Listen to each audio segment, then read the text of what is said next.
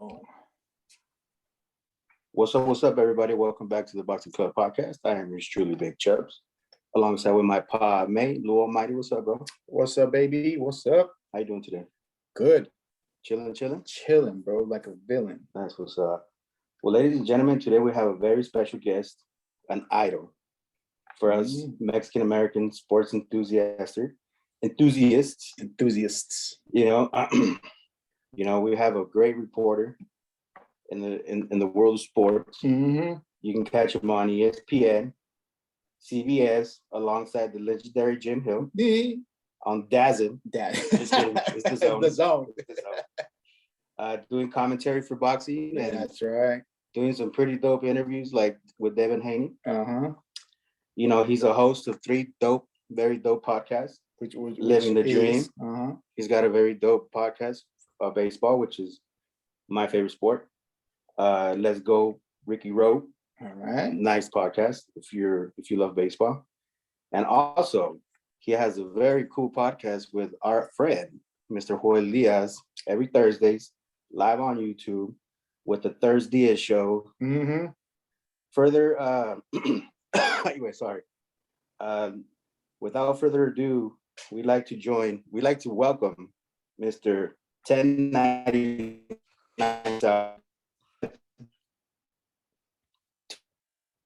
What's up, guys? It's a heck of an intro you got for me right there, Mr. 1099. That means I have a bunch of jobs, means I don't have one job. So that's what it is, the freelance. Right. Yeah. So how you doing, Beto? How's your Wednesday afternoon? Running around. Sorry that we have to do this on Zoom. I know we've been trying to do it in person, but just the locations and times, and that's my fault, not your guys. You guys have been more than trying to accommodate. It's just for me to run around, do a bunch of different things. It's hard. And I'm not saying I'm too busy. It's just it's hard to coordinate everybody's schedule. That's why when everybody says, "Oh, we're gonna do a podcast," it's oh hell yeah! I just got some mail right now. Yeah, Christmas cards are coming through. So when everybody's coming in. There you go. Is there a $20 bill there? Notice I didn't open it right away. That means it's a Christmas card. It means it's not a check. So yeah, cool. But yeah, it's hard. So when everybody's like, "Oh, I want to do a podcast," oh, it's so easy, right? Yeah, it is. And then you try to realize you got to coordinate everybody's schedule. It's like, "Oh, okay, we did too." The next, you never hear from them again. So shout out to you guys for keep on doing what you're doing and going all over the gym in Southern California, man. Respect to you guys. Thank you, appreciate it. We're trying. We're actually coming up to a year of that we've been around. We've done some things, and we've traveled to your friends, Mr. Joel Diaz, out in the Coachella Valley, which was an absolute honor. Oh my gosh, to sit down with Joel Diaz himself and that guy is just a gentleman of a guy. That's why to this day, we do one of my favorite interviews. Yeah, so when we do Thursdays, it all started because I've known Joel for a while, just a great guy. And during the pandemic, I was like, just trying to figure out different things, how to evolve in the podcast world. And I was like, "Hey, Joel, I got this program I want to try to learn," because I've always done just audio. I taught myself how to do some video stuff, just like you guys did. And I was like, "Who can talk for a while?" I was like, "Joel can do it." So we did it once. And it was a program where I do, our show is live on YouTube. So I didn't know how to do that. And he was like, "Yeah, no problem." We did it once. And then when people were watching, they're like, "Hey, you guys doing it again next week?" I was like, "All right." And then we brought in Roberto Diaz, Golden Boy Matchmaker, and that's where the name Thursdays came from. So Roberto Diaz, Joel Diaz, and we did it during the pandemic. And then as the pandemic started slowing down, we started getting boxing again. I was like, "Oh, I think we're done." And like, people were like, "Hey, where are you guys at? Where are you guys at?" So it's available on iTunes, Spotify, YouTube. It's under my YouTube page, Beto Duran. And we got stickers made. We got stuff out there. And it's just, everybody does a boxing show. And a lot of them out there are, everybody wants to be an expert. On this podcast, we don't do that. It's just like hearing stories. We drink during the show. We have beers with it. We listen to the people. They're allowed to ask questions during the show, and that's what it is. So it's really cool when people have a chance to ask the matchmaker, Roberto Diaz, "Well, what about this fight?" And I'm like, "Hey, aren't you the guy that was talking trash on Twitter? All of a sudden, you're really nice." I'm like, "Here's your answer." And it's and Roberto doesn't shy away from anything. You guys know Joel, just salt of the earth, a really nice man. And we have a lot of fun with that on Thursdays. So you just said you like to drink. You said you just like to drink and talk and have fun. So Actually, that's bourbon. This is I know whiskey. you're. This is bourbon. And then on one of the legendary shows on Thursday, I finished a quarter of this Don Ramon tequila, and I got loaded on it. And it was like about right around there, and I finished it. And it was the last episode where I ended up cussing up a storm. And just said, I heard about that. Everybody. And people are like, "Where's it at? Where's it at?" I'm like, "You'll never see it again." I had to delete it, man. I was a mess, but it was funny though. We want to see that episode though. Yeah. Deleted it. Deleted it. It was put it this way, halfway through the show, I was so buzzed because I was like, I'm finished that tequila, and the people watching were like, "No, you're not. No, you won't." I was like, "Yeah, I will. And I finished it. I went outside to take a piss, and I forgot about the show, and Joel's just talking to the people like, "Hey, how you guys doing?" "All right." So I was like, I heard the voice. I'm like, "Oh, what?" And then Joel's like, "Dude, you left me for like 5 minutes." Like, heck yeah. So Joel did a solo show by himself. So Awesome. we know you're a big baseball fan, right? Is Tony Gwynn one of your favorite players of all time? Who? Tony Gwynn. Oh, I love Tony Gwynn. Just like I like all sports, but Tony Gwynn just the best because Long Beach guy. And he was just so smooth. And I got to meet him.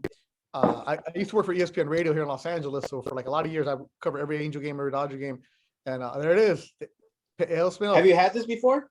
Yeah, I'm actually good friends with Tony Jr. And so I've actually I'm not trying to brag here. When I started my Living the Dream podcast 5 years ago, T. Gwynn Jr. was one of the guests, and I went to the house, and he gave me that beer, and he's like, "Look what we're working on." I had it. I'm like, No way. He's like, "I know you like craft beer," and I'm like, "Yeah, man, I like my craft beers." He's like, "Test it out."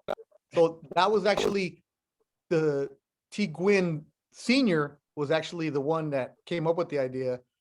They made it for him, and he had some input on it, so it was really cool. But yeah, Tony Gwynn's a great dude. That beer is really good from Ale Smith. Yes. I actually I had a little gift for you. I wanted to go see you in person. I had a little gift for you. I had a nice little sixer with bottles with a couple of our merch that we wanted to give you. Nice. So since we're doing it on Zoom, I might as well just drink one for you. As you should, man. Drink it. There you go. Go for it, man. I wish I had a beer in the spot. I don't right now. And then I got Lou Almighty's drinking his I'll be right back. You guys talk about yourself. Yeah, I pulled the Joel Diaz. Wait for it.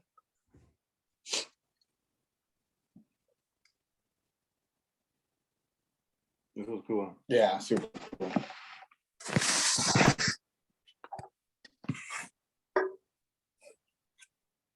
Salud, way. Salute. Coming to a year, big dog. Did you bring pie? Pie. Mm-hmm. The calabaza. You're so all right, since we're drinking beer in the middle of the day, I got a resident brewing, a No Joe Musgrove from the Padres who threw the no-hitter. Oh, that's his no-hitter beer. That's down at the gas site. You can check it out. No way. What? Yeah, so Resident Brewing is one of the last ones. No Joe Musgrove had his beer made. Joe's a big boxing fan. Musgrove, when he was playing for the Astros. Is he really? Yeah, when he's all about it. So when he played for the Astros, they were in Boston to do. They had a game, and I was like, "Joe, it was a day game. We were there doing a fight at the House of Blues across from Fenway. After the game, he came over, a couple of his teammates, and Mickey Ward was there. We're in Boston, and he's hanging out, Musgrove and some of the other teammates telling stories with Musgrove, man. It was cool, man. I was like, real good dude. That's when he was with the Astros back the year they won the World Series. wow. Yeah, so that's the San Diego. That's cool. That's really cool.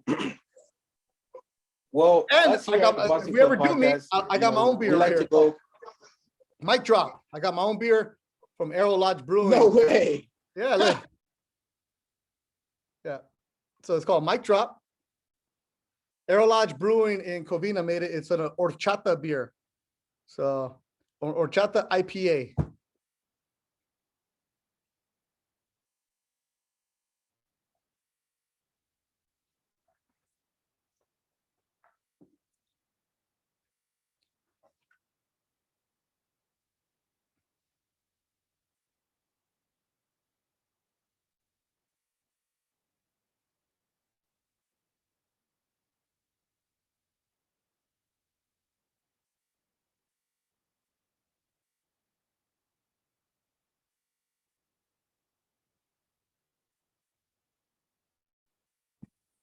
How's that?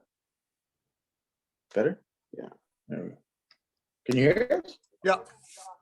Oh, there you go. There we go. Technical difficulty. You hear that echo again? Yeah. Give a second. Can you hear us? Yeah. Okay. Sorry about that. We had a little technical difficulties.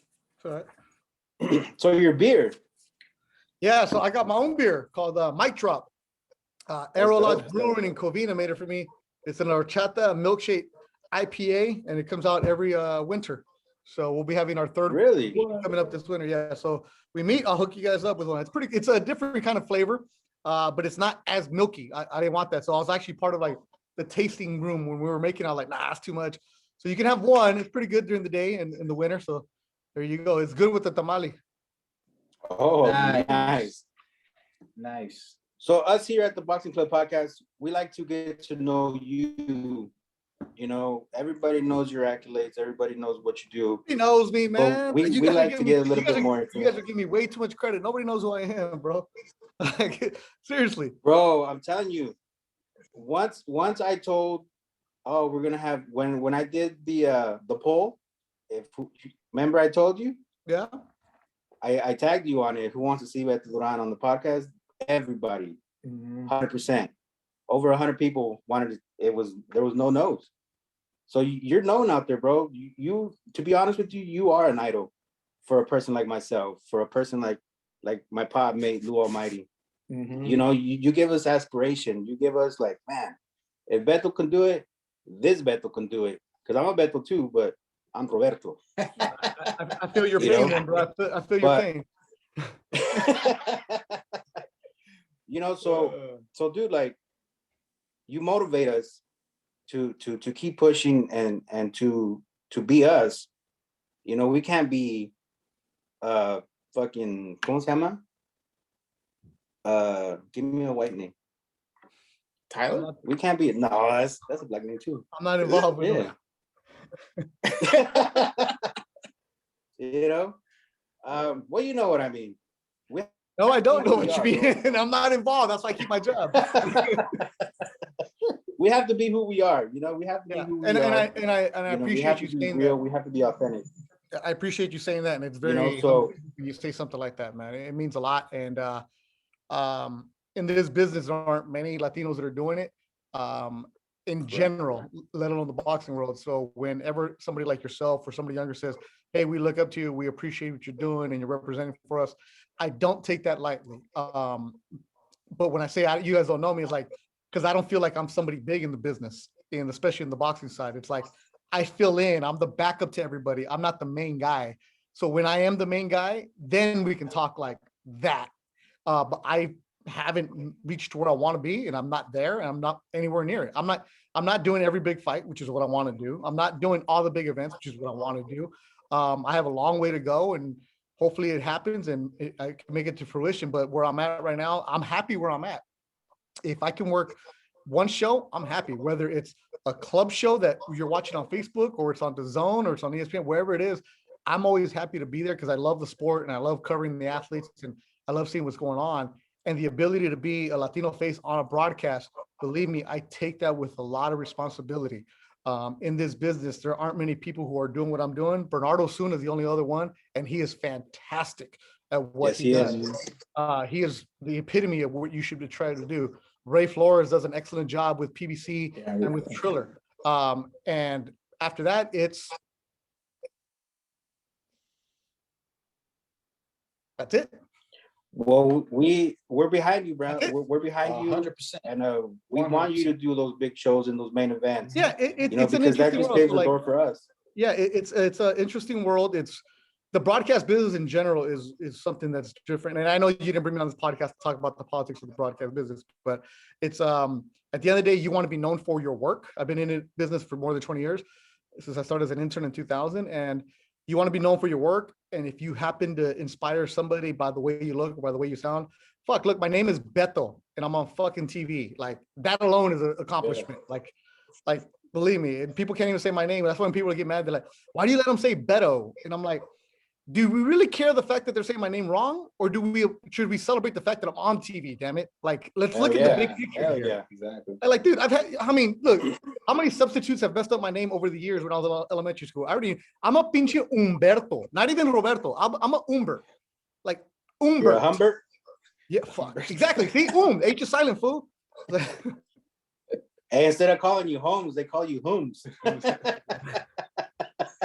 Yeah, so like that's the background in the business. So it's I appreciate what you guys saying, and it's a big responsibility to go out there and represent for ourselves and to do it. And I don't take that lightly. For sure. No, for sure. Well, you caught our eye, and you motivated me to do what I do. I know I've only been in this game for about a year, but looking at you and seeing what you're doing for the Latino community, bro, you inspire me to be better, to kick ass, to learn, to absorb, to soak up game from whoever's willing to teach me, and you're teaching us by paving the way. All we can do is learn, watch how you move, how you carry yourself. You know what I mean? We're Mexicans, we're Americans, and how you conduct yourself in front of people that will take you a very, very long way.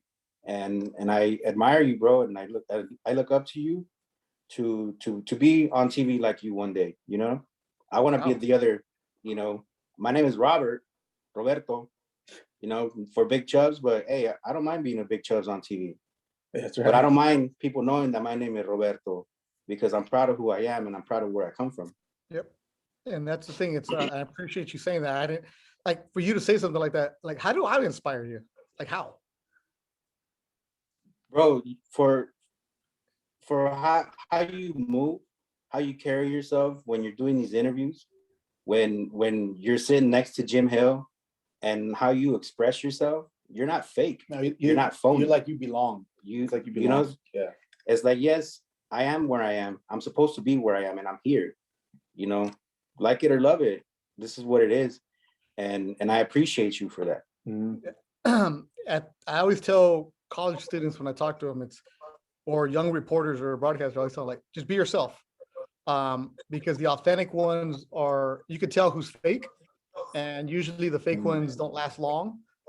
You're gonna get fired no matter what, so you might as well get fired for being yourself, because there's a lot of times, especially early on in my career, they're like, hey, change this, and I'm like, and I would change it. I'm like, all right, I'm acting like this way, and then they're like, oh, we don't like that. I'm like, dude, you're the one who told me to do that. And then that's why a mentor of mine told me, they're like, dude, you're gonna get fired. You're going to get replaced. Get replaced or fired, or not fired, but just replaced. Because every time you have a new boss, they like new people. Like, just go down for being yourself. You can only please half the people half the time. Like, at the same time, there's probably some people watching this podcast are like, man, I can't stand that fool's style. Okay. Like, in your words, you tell me that, and believe me, after every single broadcast, I get told that I suck by somebody on social media, which is great. It's cool. That's social media. Yeah. No. But they tell me that I suck. But here's the thing. I reply to everybody, and I tell them, thank you for your time. Thank you for taking the time to reply. Appreciate you watching. In the past, I would have gone back and forth and trolled with them, but I'm like, you know what? If you're going to go out of your way to find my Twitter account, Duran Sports, or Instagram, Beto Vision, and if you want to go and send me a message, you're taking time out of your day, I'm going to reply to you. Like, that's fine. I don't care if you tell me I suck. It's great. Everybody has an opinion. The best part about boxing is everybody has an opinion on about stuff. And that's great. Right. But the only opinion that matters, and mind you, it's a lot easier now that I'm in my 40s than when I was in my 20s. The only opinion that matters is the one you have in the mirror. Like, you look in the mirror and you tell me that I look like I belong. It's because I prepare so much for every single broadcast.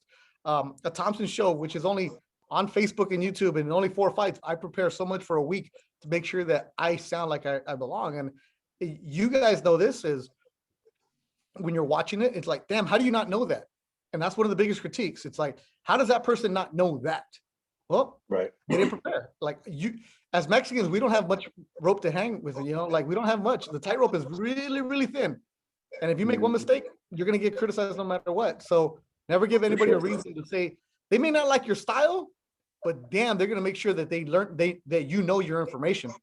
Like, I know what's up. I know what I'm talking about. When I say something on TV, it's a fact, because I make sure I'm prepared. So my brother watches you. And I told him, I was like, hey, wait, guess what? You know who Beto Duran is, right? He's like, the singer? No. Yeah. I was like, your Chargers analyst. He's he with Jim Hill on CBS. And I was like, yeah. He's dude, he's badass. Like, he knows his shit.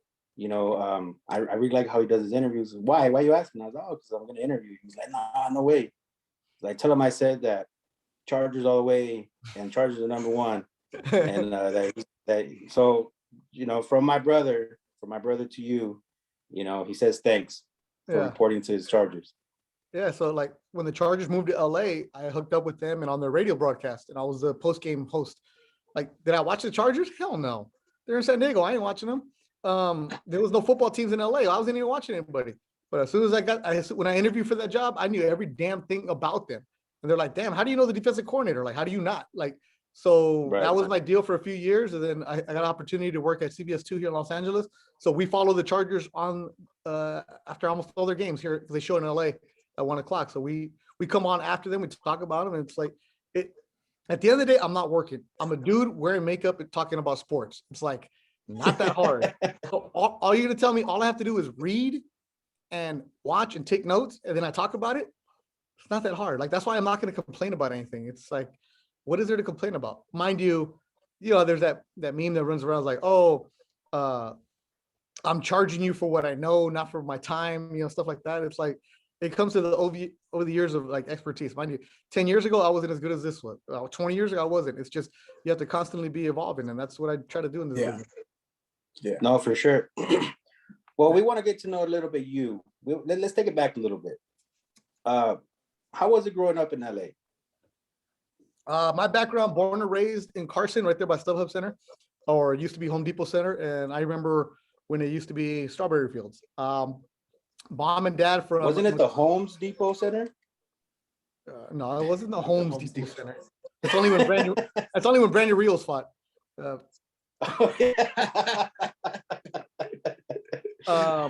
love Brandon. Good dude, man. Mom and dad from Nochislan, Zacatecas. Number 5 of 7. Shout out to Zacatecas, bro. Yeah, we're from Zacatecas too. There it is. I got nopales in the backyard and everything, right? Hell yeah. You like tunas or no? Yeah, they're good. Or let me get it right. Prickly pears, right? Prickly pear. Excuse me.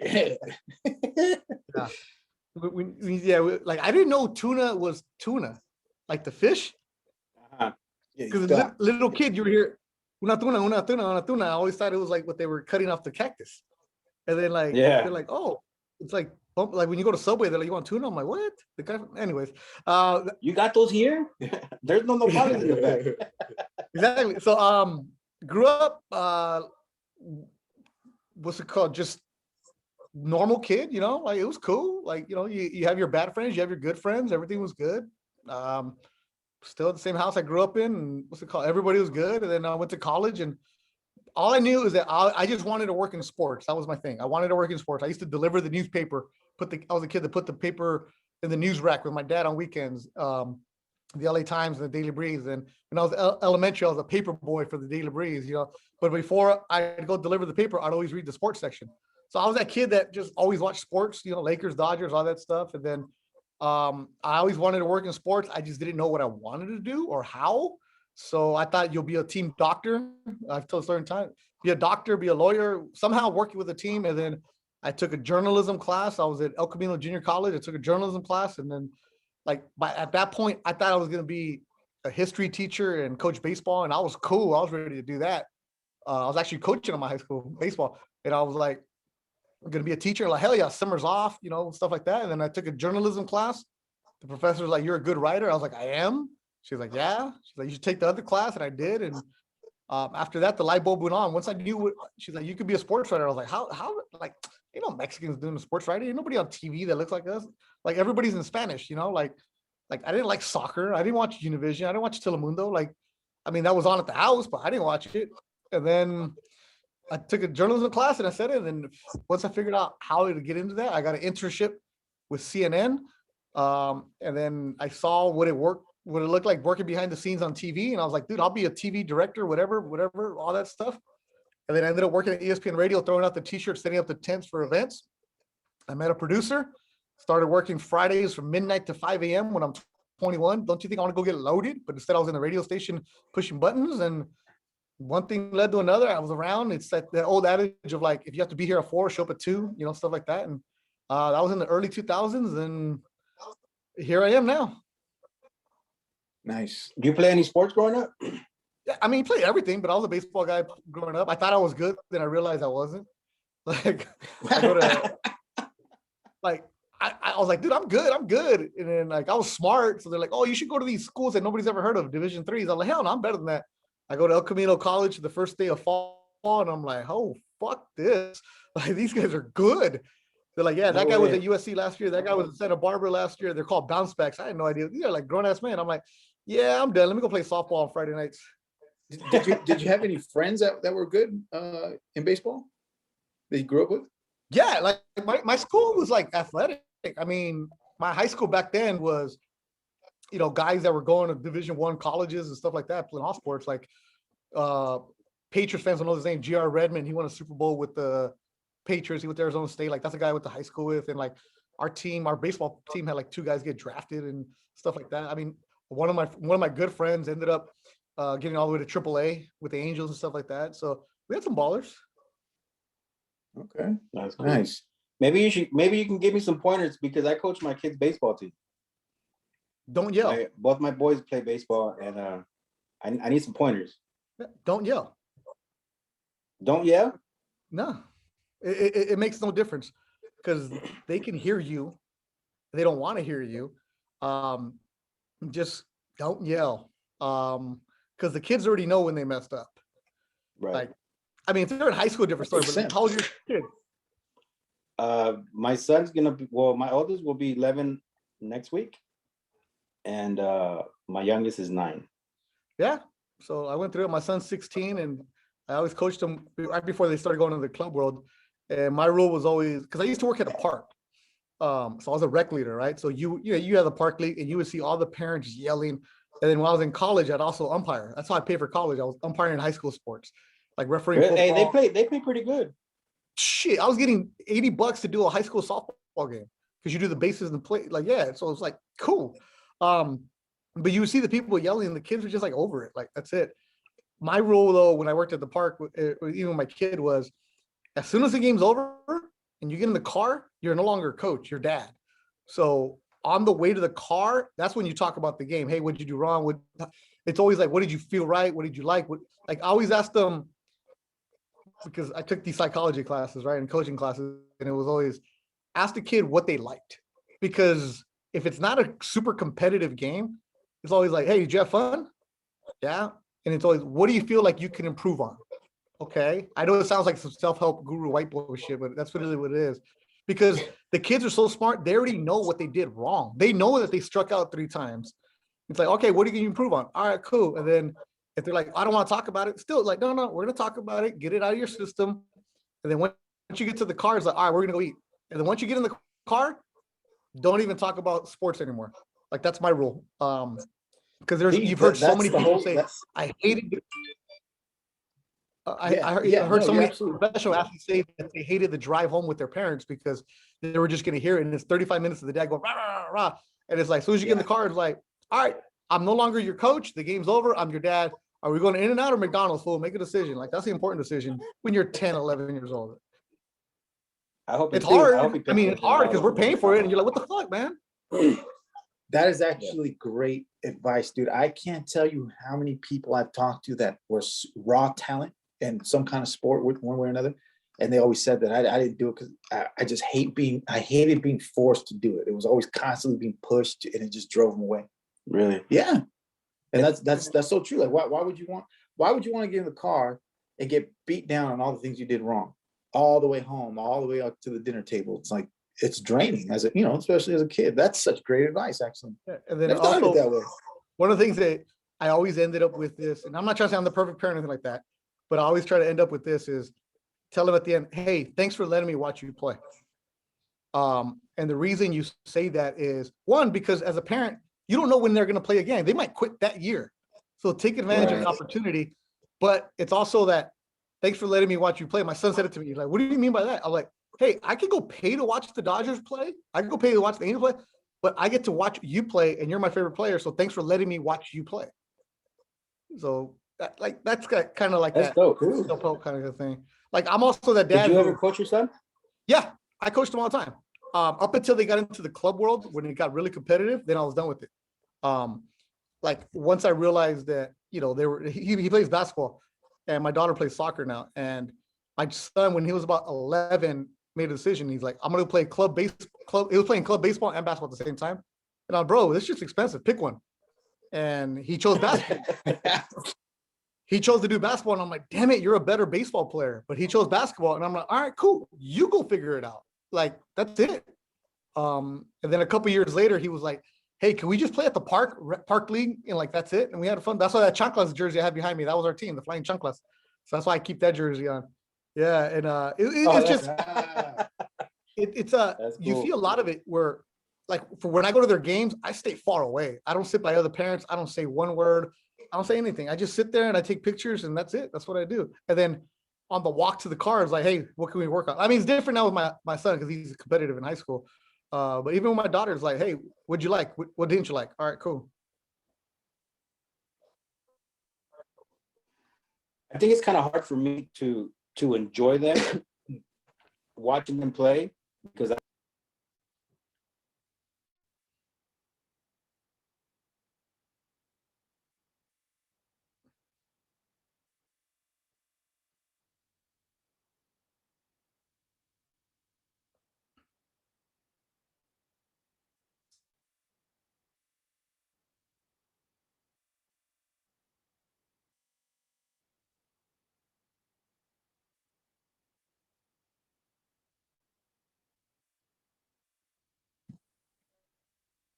what the heck? How about now? Yeah. Yeah, there we go. Better? I was muted. So last thing I heard you say was it's hard for me to enjoy. It's hard for me to enjoy them, to watch them play, because I'm always on the field with them and I'm always coaching them and I'm always, you know, watching them, and I have to watch other kids too, you know what I mean? So it's kind of hard. I haven't been able to actually sit down to watch them play and enjoy it. Yeah, because you're coaching and you're trying to win. At the end of the day, though, like that one game you're coaching is not the World Series. Like it's you gotta keep everything in perspective. It's like you want to enjoy it. You do enjoy it. The memories are gonna be there forever. But like, you know, it's hard as a balancing. It's like like people get mad at pro athletes. Dude, they're at the club after the game. Hell yeah, they are, because the game's over. Like they're gonna go be humans. Like, oh, they're at the fight. Why that? Because you know what? They put in on the work. As soon as it's over, they let it go. Because tomorrow they'll come back and do it. Look at us as adults. You know, you go to work and then like, man, I need a beer. Right? You get home and you're watching SportsCenter. You're watching a fight. The last thing you're doing is thinking about that spreadsheet at work. You're not thinking about what you have to do at work when you're at home. The same thing with athletes. Like they can't be. When people are like, oh, you're not doing this, you're not doing that. And it's like people talk shit to the boxers. Like you should be training. The fool probably already ran 5 miles in the morning, did his conditioning, did this, and he's at home resting before he has to go do something else. It's like think about it, right? Like all these trolls are like, oh, you should be doing this, you should do that. Like, fool, you don't work 8 hours at work either because you're on Instagram or Twitter sending people messages. You're making stupid memes, sending what's up. Like nobody I know actually puts in a full 8 hours. You're there for 8 hours, doesn't mean you're actually working. Right, yeah, for sure. Right. No, that's cool. Well, those are some good pointers and some good advice, man. I'm really gonna take you up on that. Just to walk to the car, right? And then once you get in the car, just forget about it. Yeah, it's over. Forget it. I'm gonna try that. I'm really gonna try that because I get frustrated sometimes. Oh, I know they know what they're supposed to do, and they just Like the thing is, the kids are smart. They know what they did. They know where they messed up. Like nobody wants to suck on purpose. Right. No, yeah. It makes sense. That does make sense. No one wants to suck on purpose. So after school, you graduated. You said, like, all right, you know what? You were told you're going to be a writer. You're a good writer. So you just said, fuck it, let's run with it. You got your internship. How did you get with the Lakers? I was working at ESPN Radio, and my assignment was so we had two reporters. I was the background guy, so they would send me to USC practice and like Clipper practice, and I'm like, no problem, never complain, never say nothing. And then things start getting better and better, and you know, hard work. You always tell people, hey, I want to do this, and then at ESPN Radio, they're like, okay, you can go to Lakers practices. Cool, no problem. So for one season, all I did was go to Laker practice. I wasn't allowed to go to the games, but I go to practice. And then I'd go to practice. And instead of being, I want to go to the games, I was the best person at practice. And then I would get whatever information I got at practice. This is like the mid 2000s. And I would give it to the host. And I'm like, and I would write this down. And I'm like, here's what today's practice session was that I saw. And I would give them information that Beto said this, Beto said that. And it was like, that's what it was. And I never once said, send me to the game, because, you know, everybody wants to go to the game, but that wasn't my role. And then the following year, they're like, hey, you can go to certain games. So you just plug away. I mean, just keep on doing it. And after that, it was being around. So like Laker games would be at 7:30. My first report would be like at 6:30. I would show up at 4. You know, like I would be there early, and you would see things like, I have a pass to get inside the Staples Center. Why wouldn't I be there? And at 4 o'clock, you would see some of the best shooters in the world come early, and I'm just there taking notes and watching it and see what's going on. Some days, nobody was there. But then I started meeting the security guards who would tell me like, hey, so-and-so just showed up and it's like 3:30. I'm like, oh, let me go early. You know, you just make those kind of connections of what's going on, and you're just hustling and do like the worst thing you can do is give me a pass, because then I'm going to find my way in and I'm going to do everything else. And that's what it was. That's how I got into boxing, because Golden Boy was having fights at the Novo Theater in downtown LA, and ESPN Radio, our building is in the same facility at what I think is like Club Nokia now, whatever it's called, or whatever that was. Microsoft Center? No, the the Microsoft smaller Theater? no, there's an even smaller one there.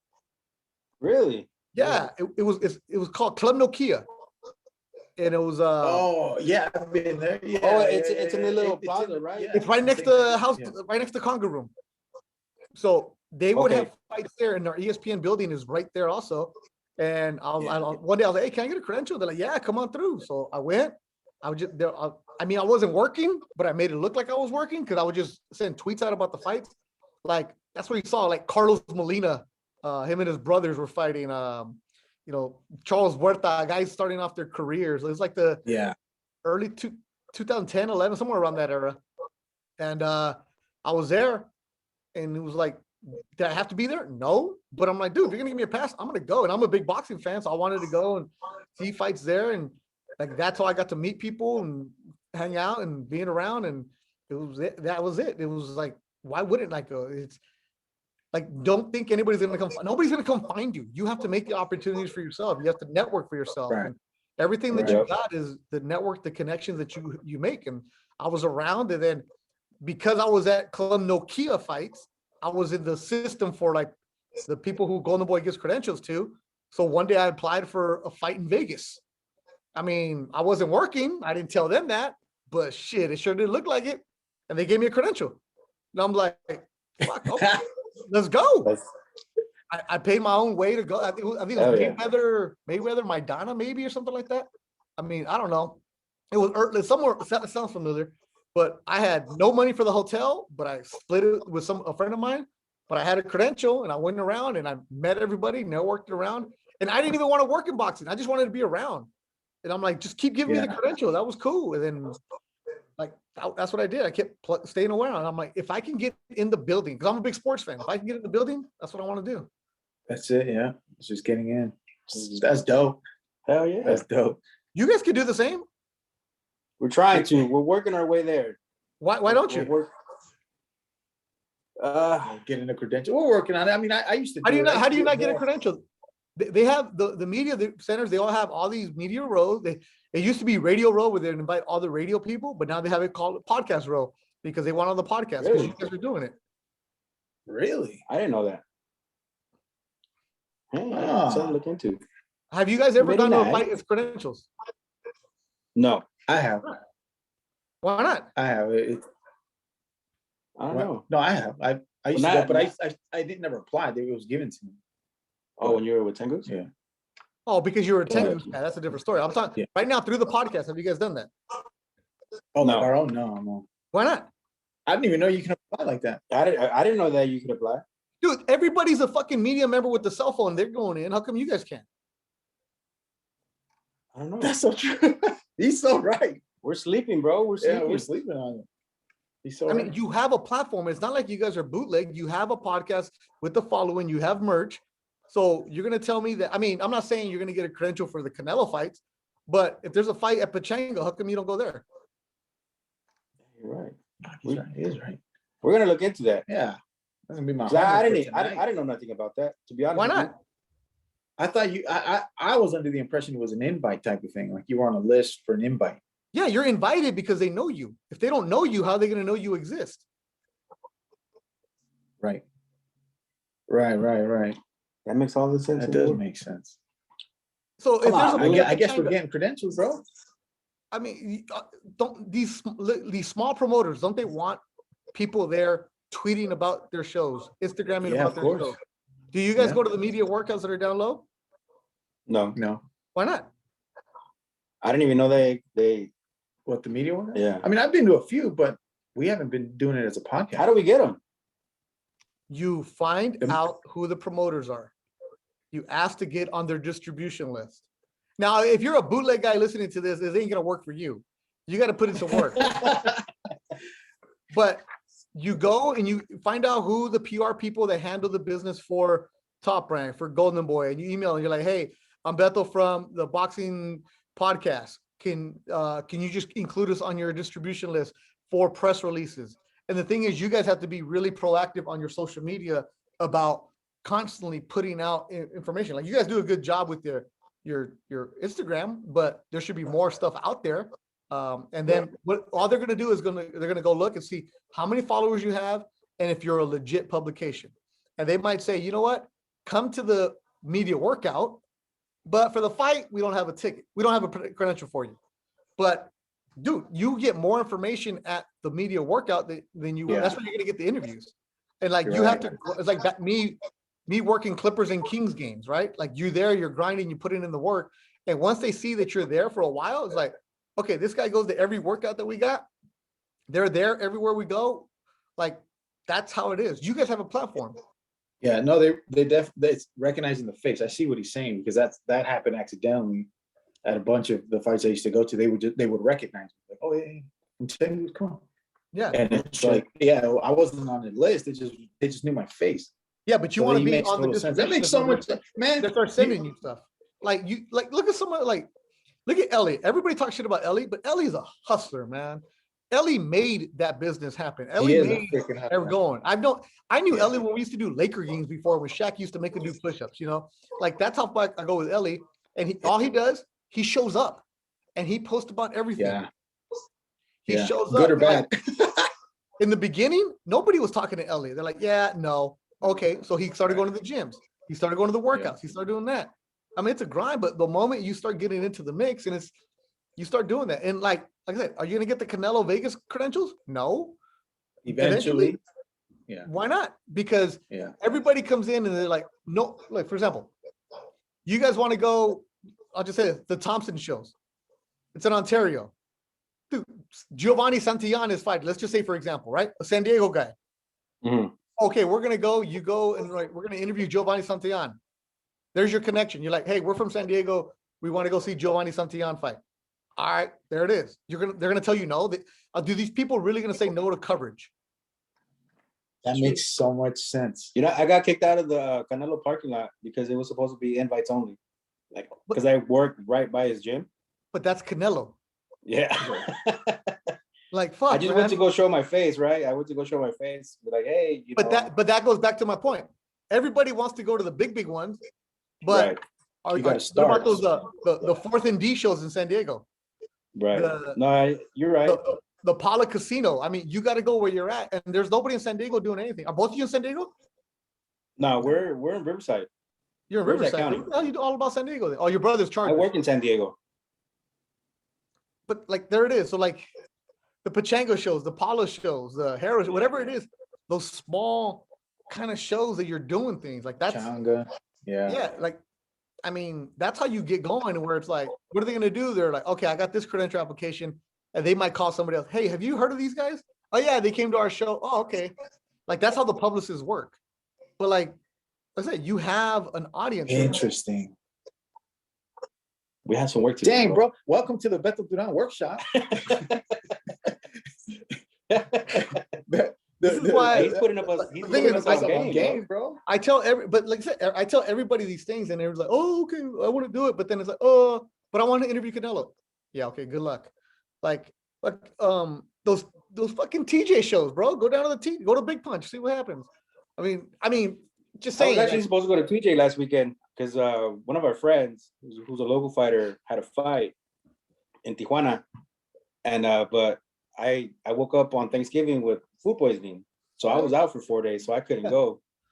But we've been out to those shows. Yeah. We've been out to those shows in TJ. So, like, just you guys got to get on the distribution. You're gonna have to do the work. You're gonna have to. All you have to do is find Golden Boy PR, Thompson PR, Top Rank PR. Like that's who you do, and you. I'm gonna call Goose and Tutor tomorrow. Hell yeah, bro. Okay, yeah. Well, you know Ricky and all them other guys, right?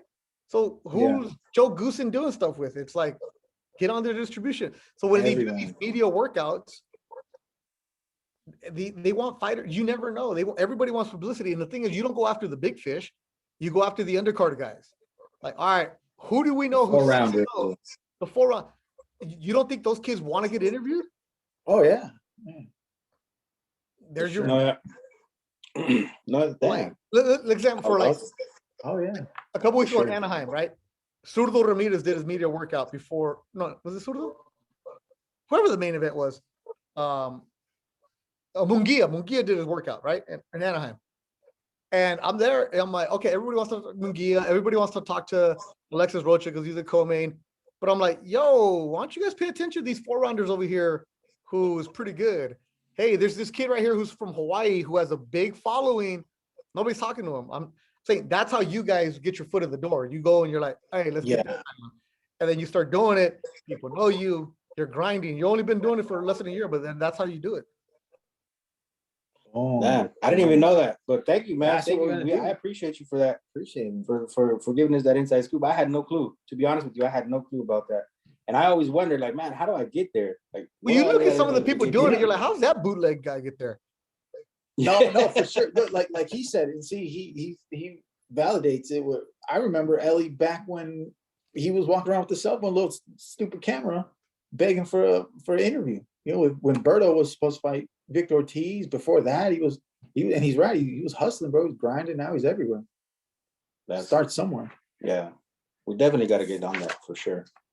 Today. Hey, you being a reporter for the Lakers, did you ever meet Kobe Bryant? Yeah, man. How was that? How was that experience? We're the same age, so it was interesting because he tested everybody who was new. Because if you ask a stupid question, you get a stupid answer, which is like, don't waste my time. So he was cool. He was very professional. A lot of people didn't like him. You know, when somebody dies, everybody loves you all of a sudden, right? But when he was alive, he was very polarizing. So people loved him or hate him, which is great. You don't want to be vanilla. You want to be either love you or hate you, move the needle. Kobe was always professional. After every game, would always sit there and talk and answer questions, no matter how stupid they were, but he would answer them. And there was a couple times where he'd walk by and he'd be like, not today, and just leave. And we're like, okay, you know what? You're in that mood, we'll let you go. Very professional, the utmost, the work ethic, didn't care what anybody said about him. That was one of the reasons I'd get there at 4 o'clock, because sometimes he was there at 4 o'clock working out, putting in work. And there was a couple times where when social media really got bigger, I'd be there and I'd be the only one in the building sitting on the bench and watching him work out. And he would turn, he's like, don't take any fucking pictures. I'm like, all right, cool, no problem. Because he was working on some move.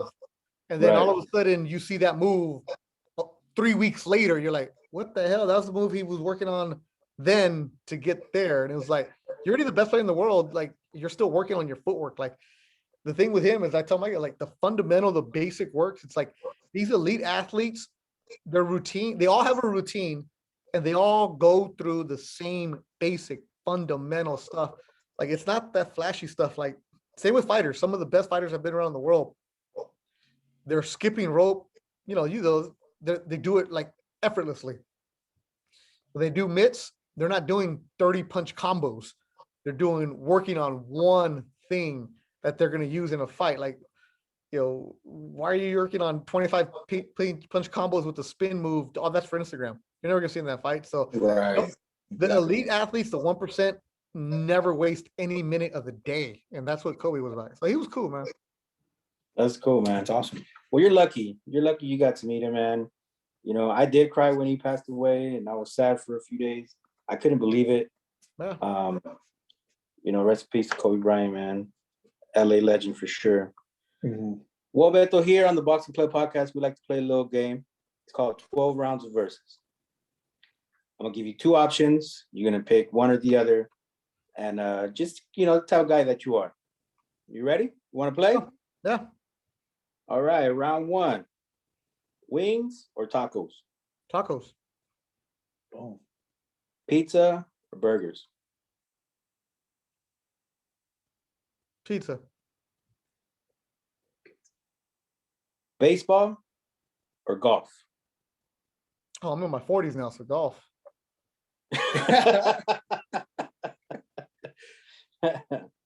Lakers or the Little Brothers? I don't care. I'm not a fan of anything. Really? I'm not a fan of any team. I don't care. I'm a fan of my check. Oh, so then this next question is not going to matter either, huh? Angels or Dodgers? Don't matter. As a That kinda reporter, hurts you don't. my feelings. As a reporter, you don't care who wins, who loses. You're not on the team. It's you got to be impartial. You got to just tell it how it is. It's like you start seeing things. It's like, yeah, I'm not on their, like, when people are like, I'm like, you're not on their payroll, bro. Like, they're gonna move on with or without you. Like you're paying to watch them. They don't care about you. And I know people get mad. So you don't get emotionally attached to a team? Hell no. The fuck do I care? I'm starting to be like that. I'm a sports fan, and I love watching the elite perform at the ultimate level that we will never understand or comprehend. And it's a beautiful thing to see the best athletes in the world perform. I love sports, but as far as a team, hell no. Got it. I should be a little bit more like you, because the Dodgers drive me crazy sometimes.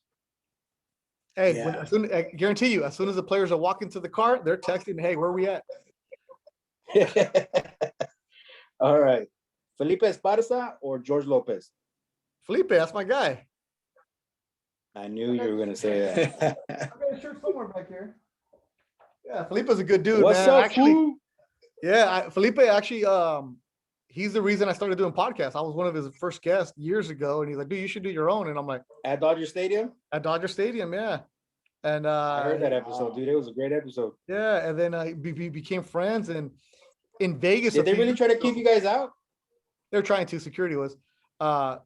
So a few years ago, he was for the Canelo Triple G. I think we did a fight in the Hard Rock the night before, and he was going to perform at the Hard Rock too. So he was there as a guest, and I interviewed him on ESPN. So it was pretty cool to see that happening. No shit. Nice.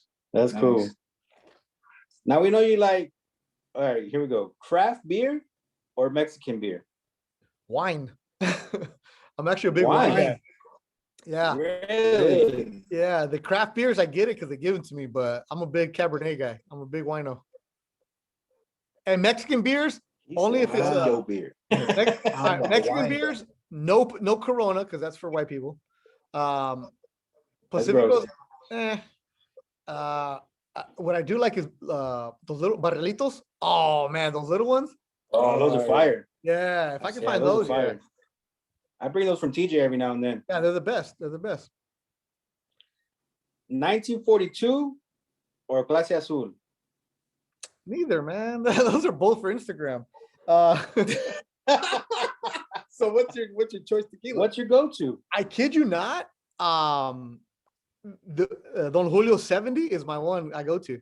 I told Dude, you. you're right. I You fucking called told it. you. He said that too. He's like, I I'm gonna told put that you. in there. Don Julio 70 is by far, to me, I like it. And a lot of people don't know that it's actually añejo blanco.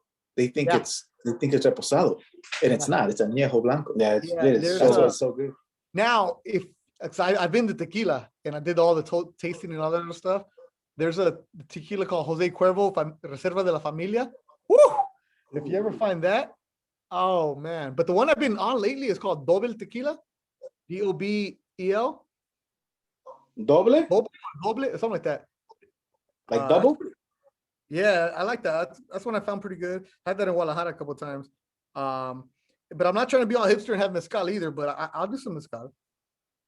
Dude, I have some mezcal Zacatecano right here, and everybody loves it. Have you ever had that? No, man, it sounds good though. I have an extra bottle, bro. When I see you, I'm gonna save that bottle for you. Yeah, Dobel whenever I meet Diamante, you, I'm gonna take that drink. Dobel Diamante. The bottle looks like Doble Diamante? the bottle looks like that, and it comes in a wood crate. Interesting. No shit. Yeah, so I had that in Guadalajara. It just started coming to the United States. Yeah, it's pretty good. Yeah, but Don Julio 70, man. Let's go with that all day. Told you, bro. I told you. This Clase Azul, just look. I'm telling All you, just day. look for Instagram. I told him I don't really like the 1942. To me, I'm more of a Don Julio 70 guy. I'm 42. I just don't like the price. It's too sweet for me. Yeah, that too. I don't know. I was a Clase Azul kind of guy, but he's right with the 70. is good. 70s, 70 bro. is You good. put a little bit of ice cubes in it, and you just sip it. Nah, nice and neat, bro. Nice and neat. Yeah. Just swish it. Yeah, because then the ice changes the Dilutes it. texture. Yeah. Dilutes a I little gotta bit. try it like that. Penelope Cruz or Salma Hayek?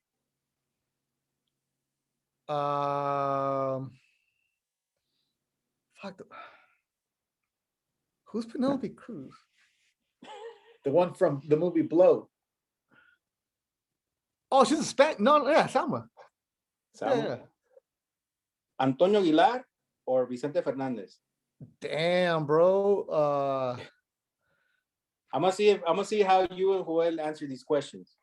The last three. I saw Chente in Vegas on a Friday, and then I saw him in LA that Saturday. So he's put on some great shows. Yes. But I'm gonna go with Antonio Aguilar just because Zacatecas, you got to go with him. And that's what I grew up. And that's what I grew up with too, right? And he's got a statue. Juan Sebastian or Juan Gabriel? Oh, Juanga, man, no tengo dinero, bro. Let's go.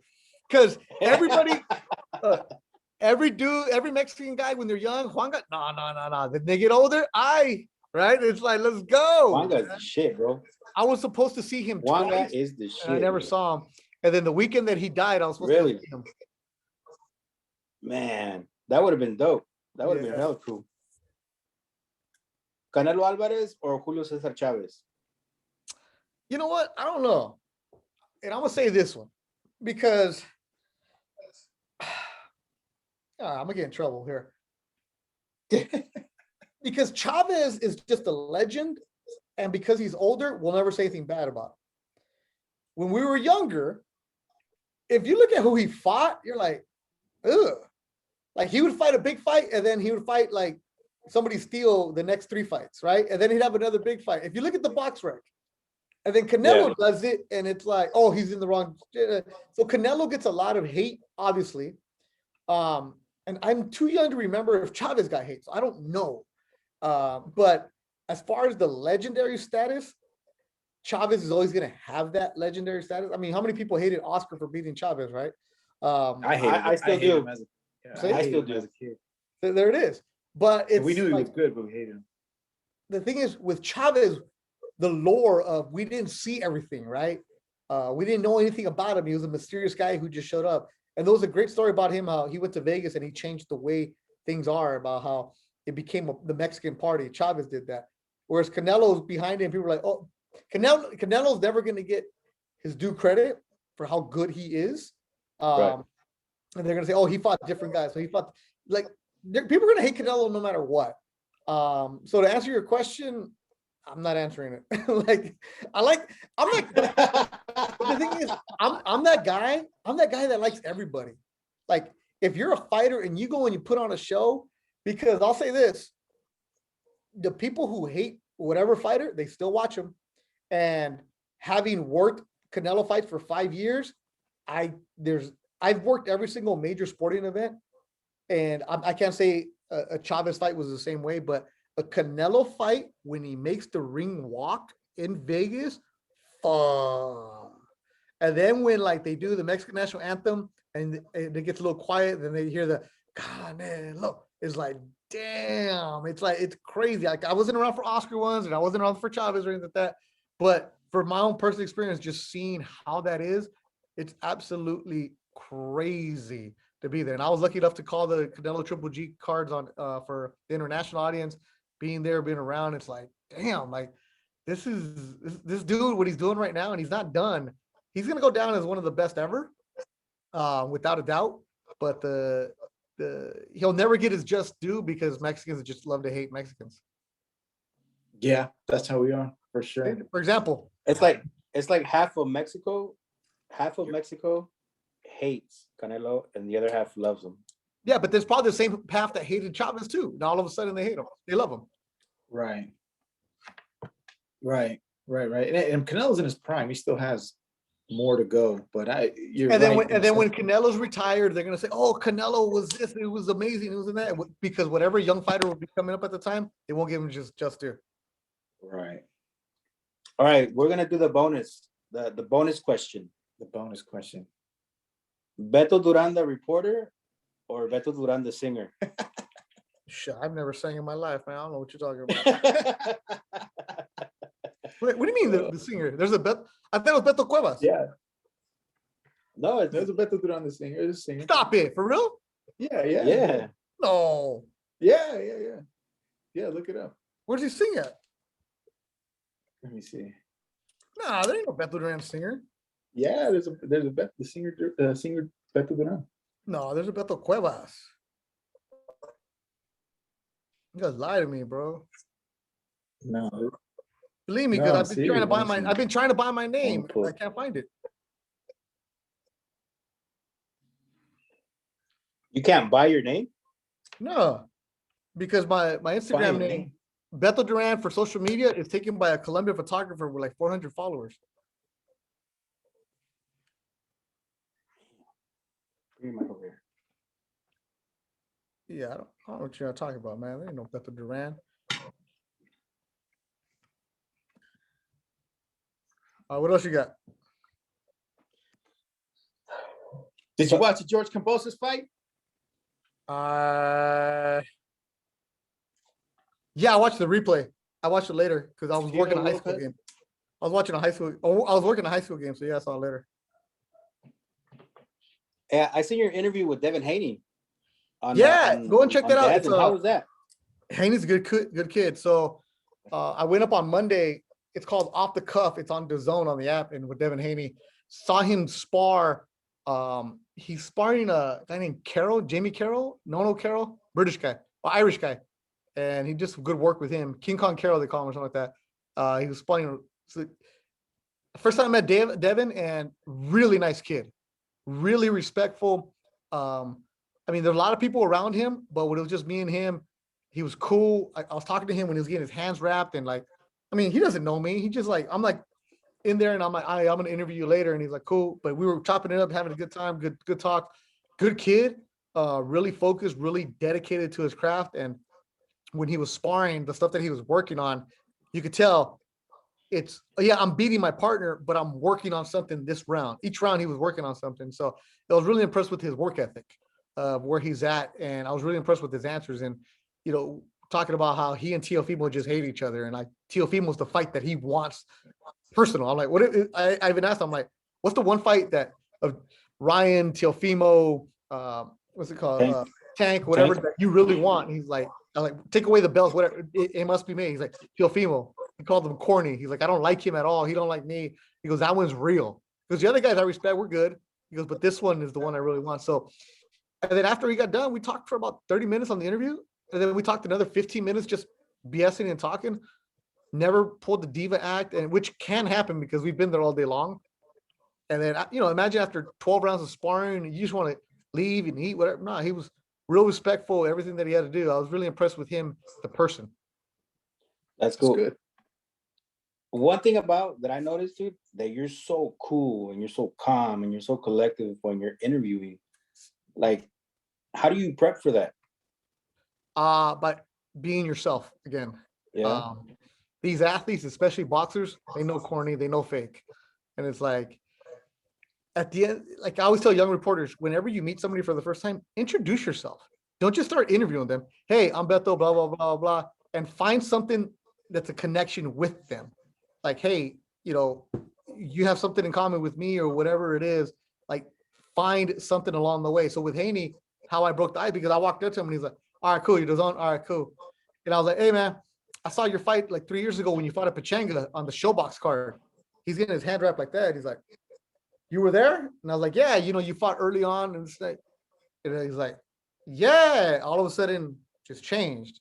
And I was like, yeah, I've been, keeping track with you a little bit. I was like, dude, you're Bay Area guy, right? He's like, I was born there in Vegas, whatever. Just like little things like that, where they go from up here to just bring up. He's like, okay, the fighter right away knows that this guy's done his research. He knows what's up. Right. And just little things like that. And he had some nice off-white shoes, right? I mean, I'm in my 40s. I don't know a damn thing about off-white, but I know that they're expensive. And I was like, damn, you got those off-whites? I was like, how many pairs of shoes you got? He goes, oh, man, I got so many shoes. I was like, you got a closet for it? Like, that right there opened it up. And he's like, all right, let's go, man. And it's just like little things like that. So it's about making your interviewee comfortable, too. And remind yourself that you're there for them. And the questions, I mean, I already wrote them out. I already know what's going on. But the most important thing to do when you're interviewing somebody is listen, because whatever answer they give you, that should be your follow-up. So if I go and tell you like, yeah, I'm number 5 of 7 kids, and your next question is, okay, so you started working at ESPN. Like, wait a minute, 7 kids in a family, that should be kind of important deal. Like, whoa, how'd you follow up on that instead of just going from question to question to question. That's what a lot of people do. They're like, oh, they'll have their phone. And then you were the world champ. Yeah.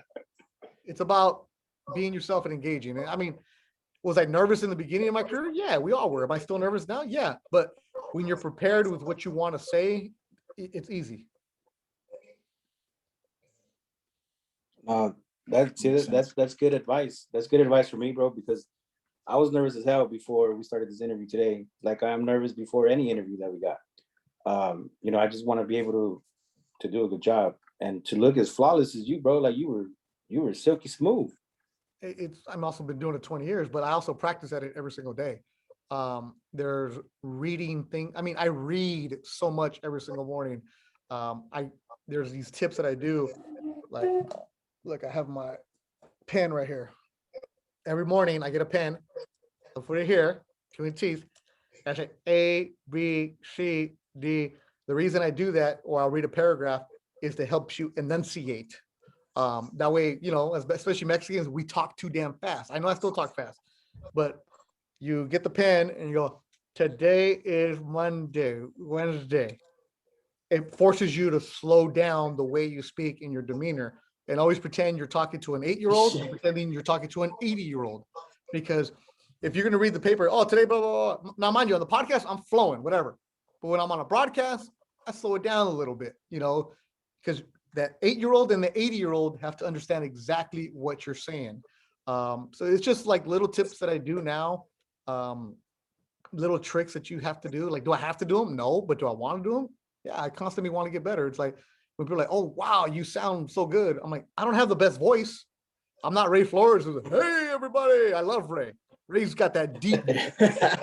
Ray's got like, you can never match his voice to his face, dude. Dude, he's got 5 different levels of fucking deepness, man. Ray is awesome. I love that guy, and I'm jealous of him.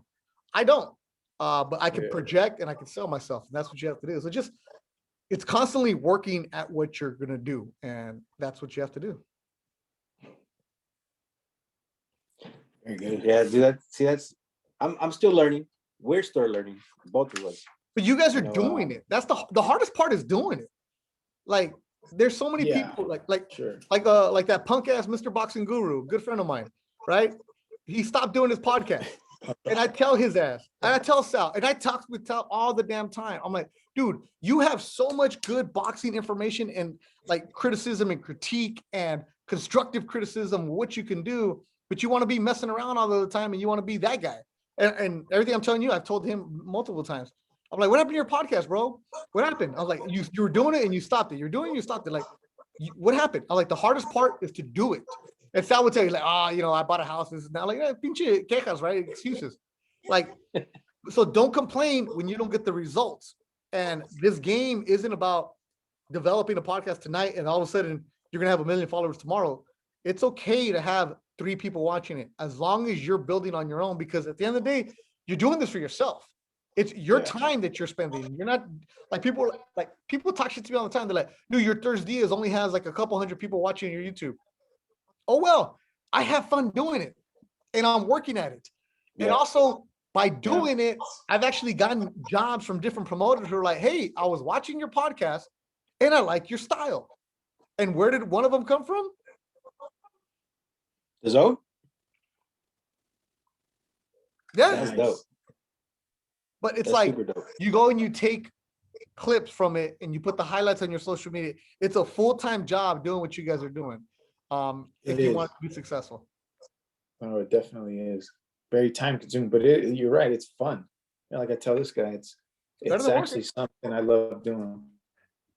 Yeah, and eventually you'll get going. You'll start making some money off of it, and you keep on going, and you get the experiences. You never know. Like you plug away. You just like, we're not doing this for money. Like you mentioned the podcast that I do. I'm not doing it for money, but it makes you relevant. It keeps you in the game, and you're still doing it. And like I said, it's better than working. Hey, can I tell you real quick? Your episode with Logan Webb.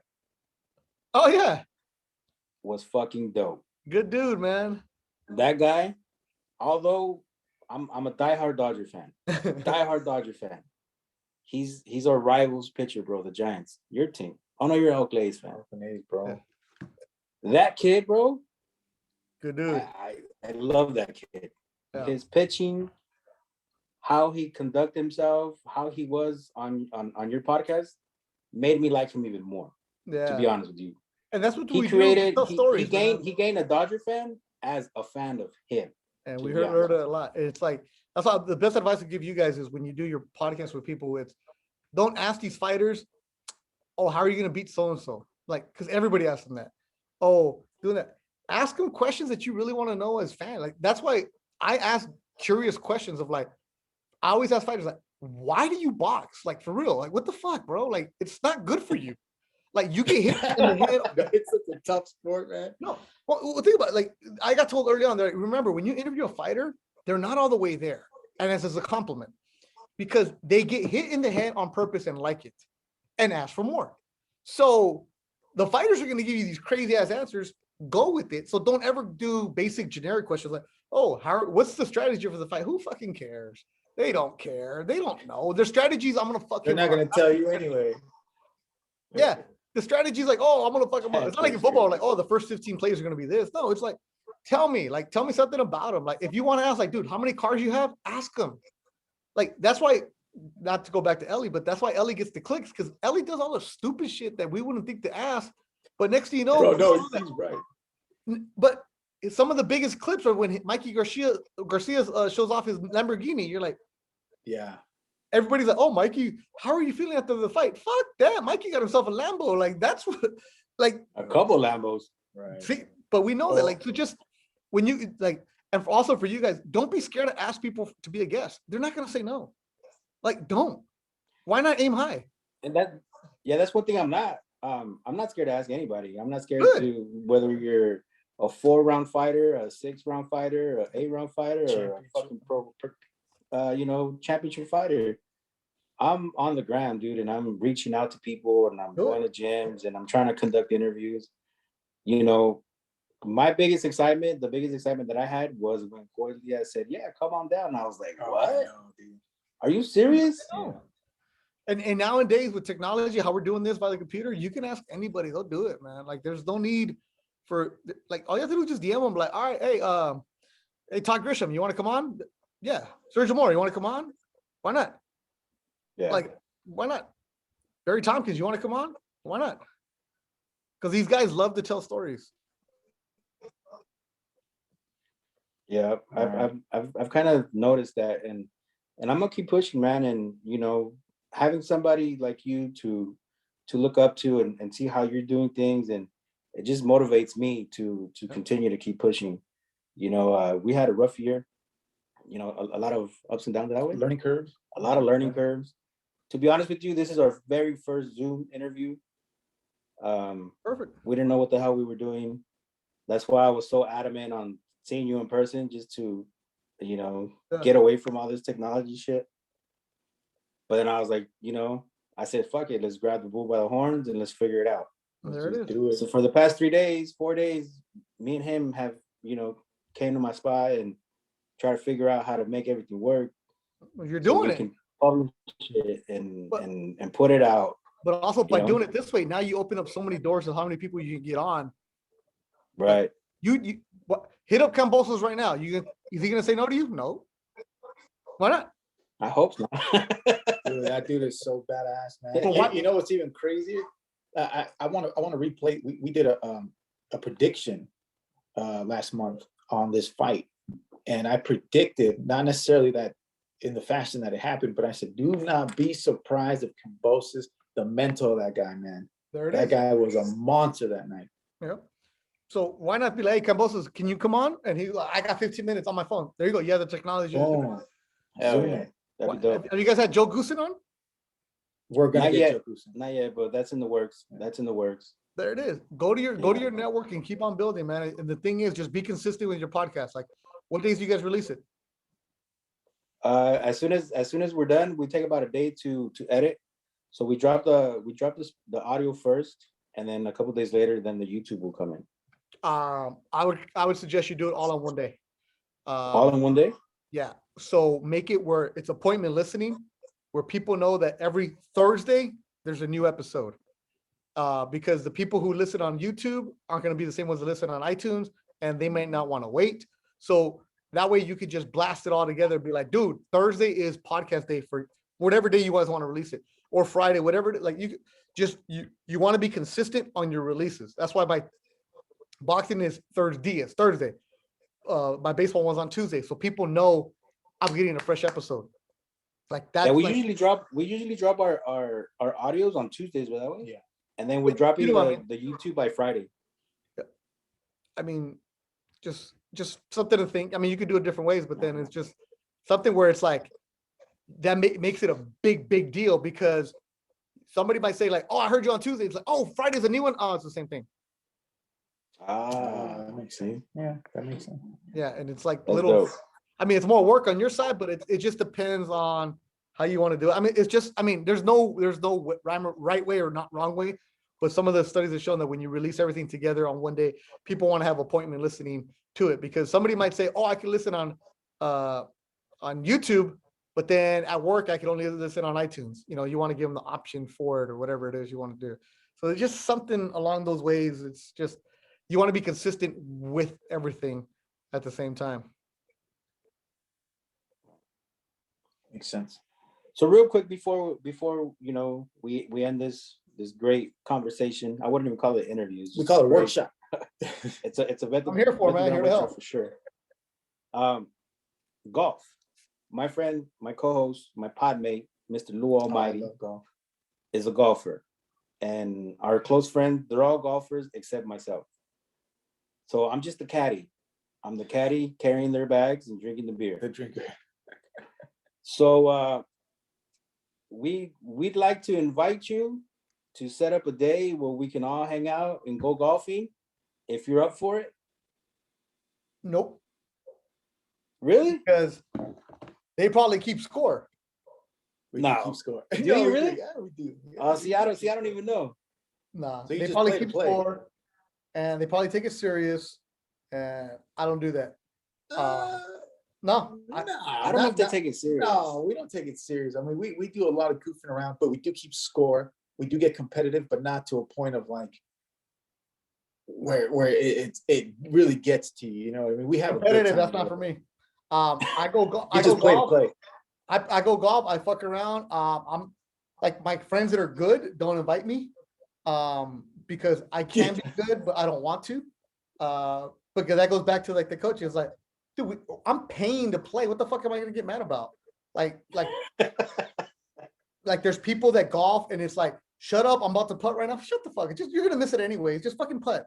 Like, no, those like serious people. I don't golf with them at all. I don't keep score. I mean, I know what I'm shooting. But like most of the time I'm messing around. So when people are like, oh, you want to play? Like, do you know your handicap, Lou? No, I'm telling you, we don't take it that serious. Yeah, but somebody in your group does, right? Oh yeah, absolutely. Yeah. Rudy? No need for those. Rudy or Nolan? Rudy or Nolan. Yeah, those people, no need for that. If you have a handicap, no need for that at all, because those are the people that get too serious and they get mad and they start slamming the club or they start doing this, and it's like, man, you're fucking on my vibe right now, bro. You know, I don't think we take like it that serious, but they definitely do get competitive. Now with Marty and all the other guys, these guys are like, hurry up, man! The guys behind you, pick up the ball. Let's go. We're gonna start the other one. Yes. Desmadre golf, I'm all for this Desmadre golf. You find the right people, then we'll do it. But only if Beto plays too, man. Like, who? You. Oh, see, we would have to go with Marty and Fabian and Chach, because those guys are literally there, like he's saying, to have a good. Just Desmadre golf is a perfect way to describe it. Hey, I'm down for some Desmadre golf. I'm talking, you're losing a pack of balls. And this cooler. This backpack is my golf cooler. Like, I kid you not. Like, this is my cooler for golf because it looks like a backpack. Really? And they're like, because you're not allowed to bring a cooler to the golf course. It looks like a backpack. Oh, I'm walking in. Oh, no problem. Right? Backpack. Nah, cooler, bro. Nice. Yeah, we definitely. I'm all show. I'm all show. You know what? I'm all show. My Instagram is all show. It makes it look like I'm good, but I'm not. So check this out. If I go and I play golf, it's gonna be Desmadre golf for sure. Oh, for sure. Rudy's not gonna take me serious. Nolan's not gonna take me serious. No, we'd have to go with definitely Marty. We'd have to go with Chach and Marty. But you know Nolan wants to go because our friend Nolan is a huge fan of yours, bro. I know you don't like to say that you have fans, but my friend Nolan fucking loves you. Does he take golf serious? No. Yeah, no, Nolan does. Nolan does now. Does he really? Yeah, we had a bet where if he can beat me score to score, and we would just play me and him, we would I'd shout him out on the podcast or something like that. And I forget what the winning was, but he's gotten to a point where he was practicing to outdo himself every time. See, Nolan, you fucked no up. need You for shouldn't that. have been like that. No need for that. But these are my golf cleats right here. Golf kicks. You put spikes at the bottom of your regular shoes. Like, I'm not buying real shoes. Like, that's what no. Like, so like people are like, dude, you got Air Maxes? I'm like, yeah, they're my Air Maxes, and I put these screw-ons at the bottom of them. That's No, nice. see that like Rudy and Nolan, they have golf shoes and they have the certain driver, the certain pitching wedge. Look, I look the part, but I don't care. That's my thing. It's like my friends are like, dude, if you actually cared, you'd be good. I'm like, I don't want to do that. You just want to have a good time. It's 4 hours of just fucking around. That's what I'd rather do. Give me my cigar, give me my beers, and just fucking chill, bro.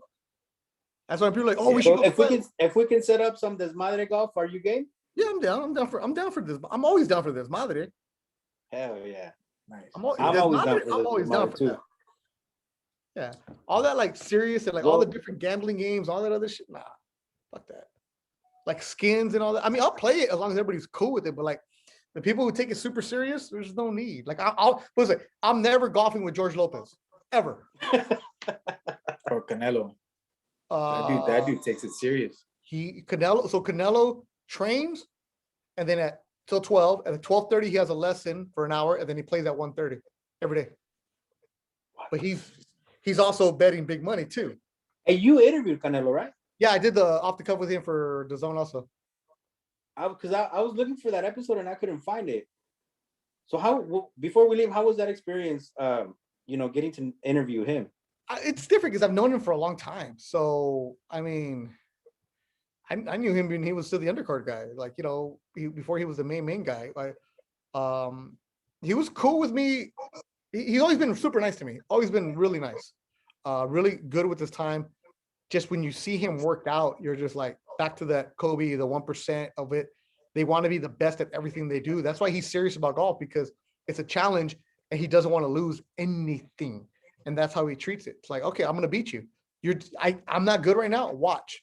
Like Kobe hated golf because it's going to consume so much of my time. Maybe when I retire, I'll do it.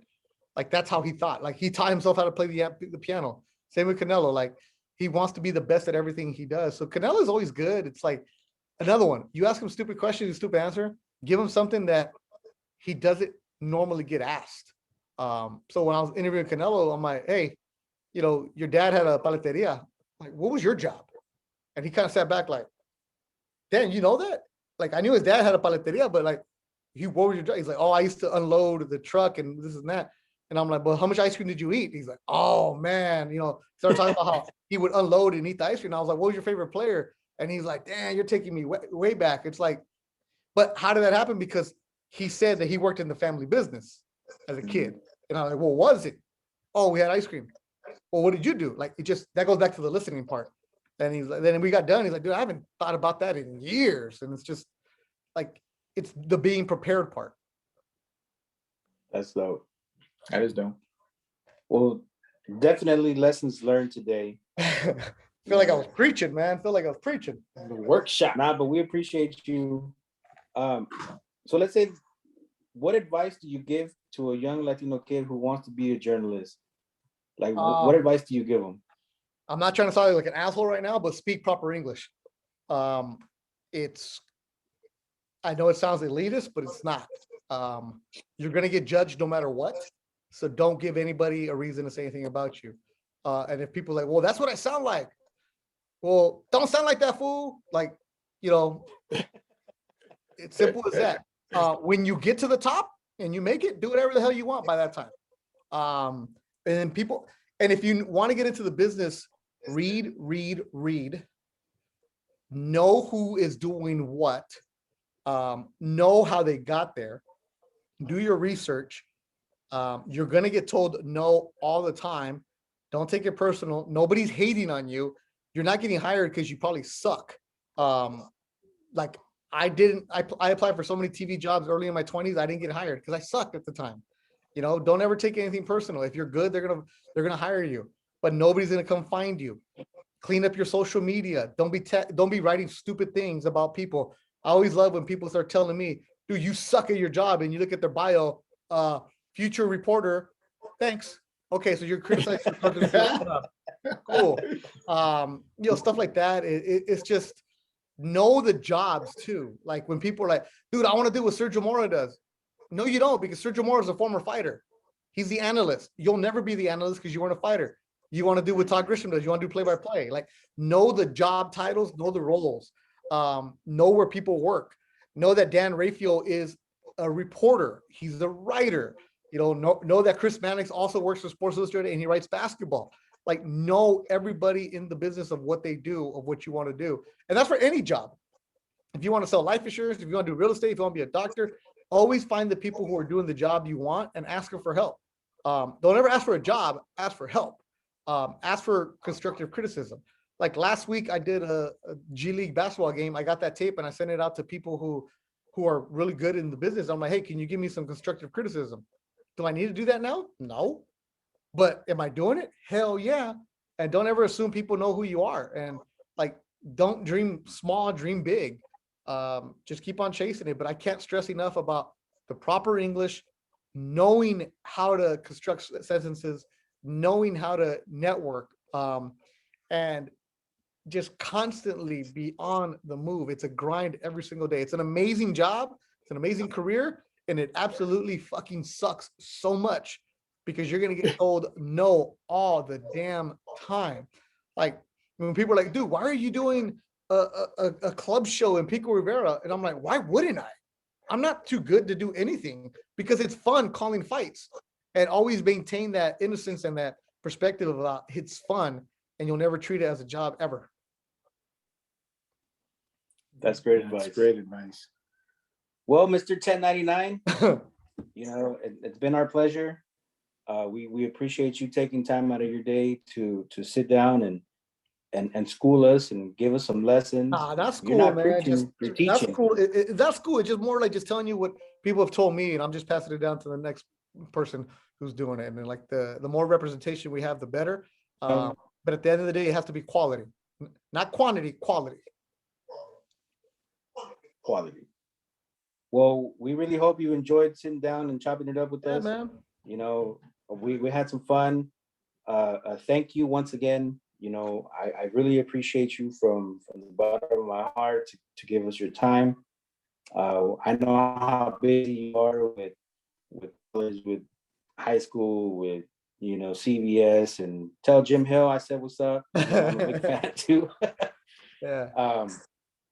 We're gonna continue to watch you. We're gonna continue to watch you grow, and we're rooting for you to get those big fights. Because you're just paving the way, and we're right behind you, man. Thank you for being a great teacher. Definitely. Thank you for showing us. You gave us a lot of inside scoop, bro, and that means a lot to me. That means a lot to my podmate Lou Almighty. Sure. And we're gonna take that and we're gonna run with it. This is not gonna be the first time that you hear from us. You're gonna see us out in LA, be like, oh shit, like, hey boys, what's up? That's where we're gonna be at because of what you taught us and the little inside game that you gave us today that we're really appreciative of. And I just hope that I can meet you one day and throw some back and have some good time with some desmadre golf. You ain't ready for me loaded, bro. I'll start saying some names by that time. But no, without a doubt, whatever you guys need, I'm here to help. And I do appreciate you giving me a platform here, and it just continues success. You're only starting, and just keep on going. And anything I can do to help you guys out, without a doubt, man, appreciate it. Sorry to run, but I gotta go pick up my kid. So I'll talk to you guys later. See you, bro. No, thank you. Appreciate it. Thank you. Thanks.